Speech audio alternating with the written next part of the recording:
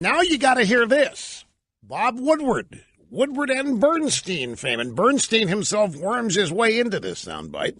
This on Anderson Cooper 119 last night on CNN. He says to Woodward, Nixon had a chief of staff who was a general. That'd be Alexander Haig.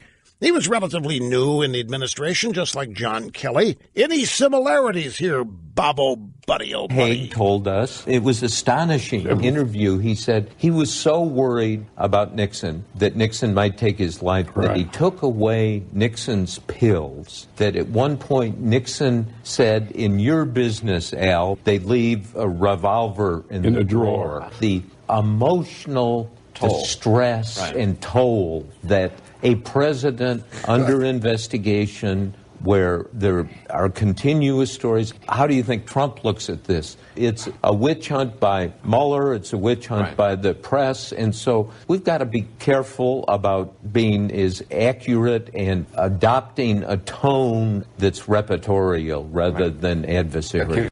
So Bob Woodward, let me translate here what Bob Woodward is saying. And by the way, you hear Bernstein in there trying to echo everything like he was in on this too. Because Bernstein is the forgotten member of that comedy team. He just kind of withered away now to occasional appearances on MSNBC. But Bob Woodward was saying we in the media have to be very, very careful now that we don't drive Trump to suicide. We have that power. And so we better stop exaggerating. We better just stick to being repertorial. Alexander Haig took Nixon's pills away?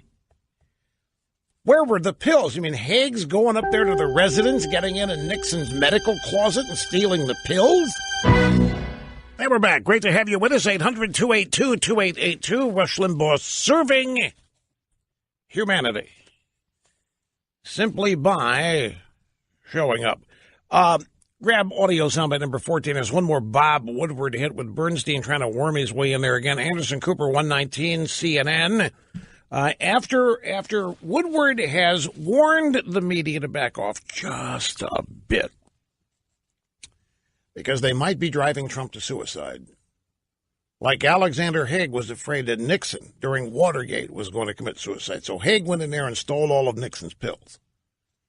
And Haig said that Nixon said, in your business, Al, they'd leave a revolver in a drawer by the bedside. And so Woodward realizes, just basically said here that everybody's thinking that this is eventually going to cause Trump to kill himself. This relentless, never-ending pressure, the investigation, trying to disqualify Trump and all that. So Woodward continued with this. From the beginning of Nixon's presidency, there were all kinds of wiretaps on reporters, this kind of whole idea of, I won, Democrats, you get the IRS, the FBI, the CIA. It was an assault on democracy in a fundamental way. You know, when he does that, he describes all these so-called wrongs of Nixon, and every one of them are things Obama did. Obama had wiretaps. Obama weaponized the IRS. Nixon only thought about it. Nixon never did it. Nixon dreamed of doing it, but never did it. Obama did it. Obama weaponized the IRS against conservative fundraising groups, delayed their being granted tax-exempt status. Lois Lerner. We know that the Obama DOJ was granted a warrant to spy on the Trump transition and campaign via the FISA warrant secured with that phony baloney Christopher Steele dossier. I mean, Obama did all of this. And here Woodward can't get off of Nixon. Yeah, Nixon was doing horrible things. He was assaulting democracy in a fundamental way. So was Obama. I'm going to tell you, Nixon was a piker. Nixon was a piker compared to Obama on these things. Nixon didn't do half of this stuff. He dreamed about it.